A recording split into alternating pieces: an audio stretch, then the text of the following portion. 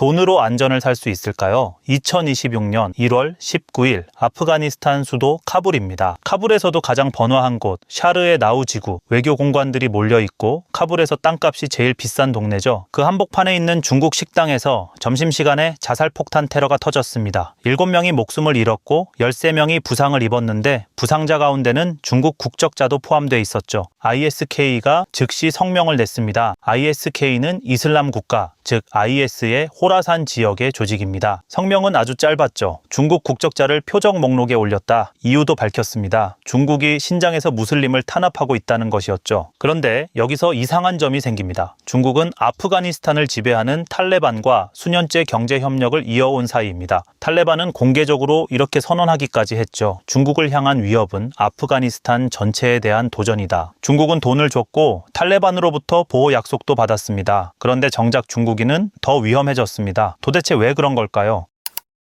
중국의 계산은 단순했습니다. 돈을 주면 안전을 살 수 있다는 것이었죠. 2021년 8월 미군이 아프가니스탄에서 철수하면서 탈레반이 카불을 장악했습니다. 국제사회 대부분은 탈레반 정권을 외면했고 제재도 이어갔죠. 그런데 중국은 달랐습니다. 탈레반 정권을 사실상 승인한 첫 번째 대국이었고 외교 채널을 열면서 경제 협력까지 제안했습니다. 이유가 있었죠. 아프가니스탄 땅 속에는 리튬, 구리, 히토류가 묻혀 있습니다. 리튬은 전기차 배터리의 핵심 원료이고 히토류는 반도체와 첨단 무기 제조에 반드시 필요한 광물입니다. 추정 매장 가치만 1조 달러 이상, 우리 돈으로 약 1,400조가 넘죠. 탈레반 입장에서도 중국이 필요하긴 마찬가지였습니다. 국제 제재로 경제가 무너진 상황에서 투자를 해줄 나라가 사실상 없었으니까요. 두 쪽의 이해관계가 딱 맞아떨어진 겁니다. 그런데 이 계산에는 구조적인 허점이 있었습니다. 탈레반과 ISK는 완전히 다른 조직입니다. 탈레반은 아프가니스탄을 통치하는 세력이고 ISK는 그 통치 자체를 정면으로 부정하는 세력입니다. ISK는 탈레반이 이슬람 율법을 제대로 따르지 않는다고 주장하면서 탈레반에 복종하지 않죠. 그렇기 때문에 탈레반이 아무리 중국을 보호하겠다고 선언해도 ISK에게 그 선언은 처음부터 아무 의미가 없었습니다. 탈레반 부총리 물라 압둘가니 바라다르는 중국의 해가 되는 어떠한 행위도 허용하지 않겠다라고 약속했죠. 하지만 2026년 1월 폭탄 테러는 그 약속 이후에도 버젓이 일어났습니다. 탈레반이 판 안전보증서는 ISK 앞에서 처음부터 효력이 없었던 겁니다. 거기다 중국이 신장에서 하고 있는 일이 ISK에게 그 공격을 정당화하는 명분을 계속해서 공급하고 있었습니다.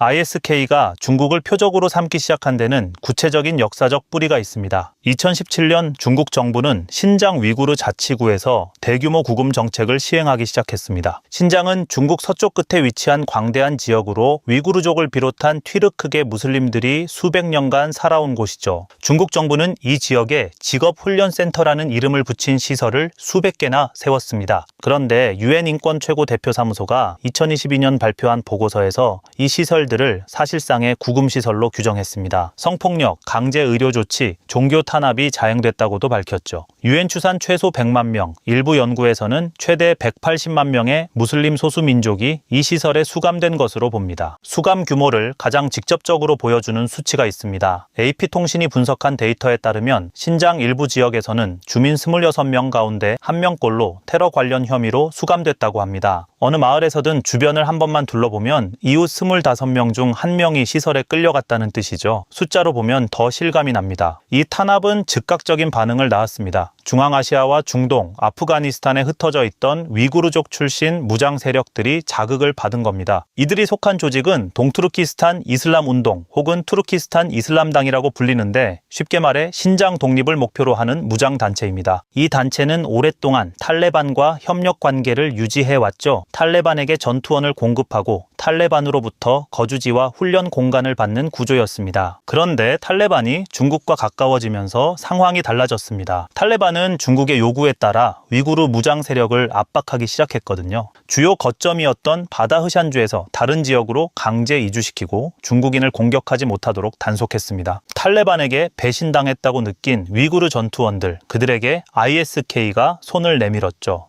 ISK의 신호는 아주 명확했습니다. 2021년 10월 아프가니스탄 쿤두주의 한 모스크에서 자살폭탄 테러가 일어났는데 50명 이상이 목숨을 잃었습니다. ISK는 공격자가 위구르 출신이라고 주장했지만 실제로 위구르 출신인지는 확인되지 않았습니다. 하지만 메시지는 분명했습니다. 이후 ISK와 투르키스탄 이슬람당 사이에 비공식 협약이 맺어졌다는 보고까지 나왔습니다. 투르키스탄 이슬람당 전투원이 중국인을 직접 공격하고 ISK가 공식 책임을 지는 구조죠. 양쪽 모두에게 유리한 거래였던 겁니다. 결국 이렇게 됩니다. 중국이 신장 탄압을 강화할수록 위구르 전투원이 ISK 쪽으로 흘러들어가고 전투원이 많아질수록 ISK의 공격 역량이 강해집니다. 공격 역량이 강해질수록 중국인 표적을 향한 공격은 더 늘어나죠. 이 순환은 중국이 신장 정책을 바꾸지 않는 한 스스로 강화될 수밖에 없습니다. 이 구조를 이해하려면 중국이 아프가니스탄에서 동시에 추진하고 있는 두 가지 전략을 봐야 합니다. 첫 번째는 경제 침투입니다. 탈레반에게 투자를 약속하고 광물 채굴권을 확보한 뒤 중국 기업과 기술자를 현지에 파견하는 방식이죠. 이 전략이 노리는 목적지는 두 곳입니다. 하나는 리튬, 히토류 공급망의 선점이고 다른 하나는 1대1로 서부 노선의 안정화입니다. 1대1로란 중국이 추진하는 육상 해상 무역 네트워크 구축 프로젝트인데 아프가니스탄은 중국과 중동, 중앙아시아를 연결하는 이 노선의 핵심 관문에 자리하고 있습니다. 두 번째는 신장 통제입니다. 위구르 정체성을 억압하고 분리주의 움직임을 차단하는 전략이죠. 목적은 국내 안정과 자원 확보입니다. 신장에는 중국 전체 석유 매장량의 30%, 천연가스의 34%, 석탄의 40%가 집중돼 있습니다. 에너지 자급 측면에서도 신장은 중국이 절대 포기할 수 없는 땅입니다. 이 두 전략은 원래 서로를 지탱하도록 설계됐습니다. 신장을 통제해야 1대1로 서부 노선이 안전하고 아프가니스탄 자원을 확보해야 공급망 경쟁에서 우위를 유지할 수 있으니까요. 설계 자체는 논리적입니다. 문제는 이 두 전략이 서로를 지탱하는 동시에 서로를 파괴하는 지점에서도 맞닿는다는 겁니다. 어떻게 돌아가는지 한번 따라가 보겠습니다. 신장 탄압이 강해지면 위구르 전투원이 ISK로 흘러갑니다. 이 ISK의 공격 역량이 강해지면 아프가니스탄의 중국 투자 현장이 위험해지죠. 투자를 지속하려면 더 많은 비용이 필요하고 그 비용을 정당화하려면 자원 확보가 필수입니다. 자원 확보를 위해 신장 통제를 강화하면 다시 위구르 전투원이 ISK로 흘러갑니다. 끝이 없는 순환이죠. 이 고리를 끊으려면 두 전략 중 하나를 내려놓아야 합니다. 그런데 중국은 어느 쪽도 내려놓지 못하고 있습니다. 신장을 포기하면 국내 통제 체계와 에너지 안보가 동시에 흔들리고 아프가니스탄을 포기하면 히토류 리튬 공급망에서 미국과 유럽에 주도권을 넘겨줘야 하죠. 두 선택지 모두 중국이 도저히 감수할 수 없는 비용을 요구합니다. 그렇게 중국은 스스로 만든 이 순환 안에 갇혀버린 겁니다. 이 구조가 실제로 어떻게 작동하는지는 숫자로 확인할 수 있습니다. 2008년 중국 국유기업 MCC가 아프가니스탄 동부 로가르주의 메스아이낙 구리광산 개발 계약을 체결했습니다. 메스아이낙은 세계 최대급 미개발 구리광산 가운데 하나인데 구리는 전기차, 배선, 전력망 등 산업 전반에 쓰이는 핵심 금속이죠. 계약을 맺은 MCC는 바로 개발에 들어가려 했습니다. 그런데 안보 상황이 너무 나빠 현장에 기술자를 보낼 수가 없었습니다. 결국 착공까지 무려 16년이 걸렸고 2024년이 되어서야 겨우 첫 삽을 떴습니다. 그리고 2025년 8월 MCC는 계약 기간을 15년 추가로 연장받았습니다. 처음 계약 30년에 연장 15년을 더해 총 45년짜리 계약이 된 거죠. 16년을 허공에 날린 만큼을 계약서로 벌충한 셈입니다. 리튬 쪽은 더 야심찬 계획이 나왔습니다. 2023년 중국 기업 고친이 아프가니스탄 리튬 개발에 100억 달러, 우리 돈으로 약 14조를 투자하겠다는 의향서를 제출했죠. 그런데 이건 어디까지나 의향서입니다. 실제 개발 계획은 아직 초기 단계에 머물러 있습니다. 안보 상황이 여전히 해결되지 않고 있기 때문이죠. 광산 밖에서도 숫자는 같은 방향을 가리킵니다. 2024년 3월 파키스탄 북서부에서 자살폭탄 테러가 일어났습니다. 중국의 1대1로 사업 현장에서 일하던 중국인 기술자 5명이 현지인 운전기사 1명과 함께 목숨을 잃었죠. 그리고 2025년 11월 이번엔 아프가니스탄 국경과 맞닿은 타지키스탄에서 두 차례의 공격이 잇따라 일어났습니다. 중국인 노동자 5명이 숨지고 5명이 부상을 입었습니다. 공격은 아프가니스탄 영토에서 감행됐는데 타지키스탄 당국은 수사 중이라고만 밝혔고 아직 어떤 단체도 공식적으로 책임을 인정하지 않았습니다. 아프가니스탄, 파키스탄, 타지키스탄 세 나라 모두 중국의 1대1로 투자가 집중된 지역이죠. 그리고 세 나라 모두에서 중국인이 표적이 됐습니다. 투자 규모가 커질수록 현장에 파견되는 중국인 수가 늘어나고 인원이 많아질수록 표적도 많아지고 표적이 많아질수록 공격 빈도도 높아집니다. 투자 금액과 위험 수준이 같은 방향으로 함께 커지는 구조입니다. 돈을 더 쓸수록 더 위험해지는 역설이 숫자로 그대로 확인되고 있습니다.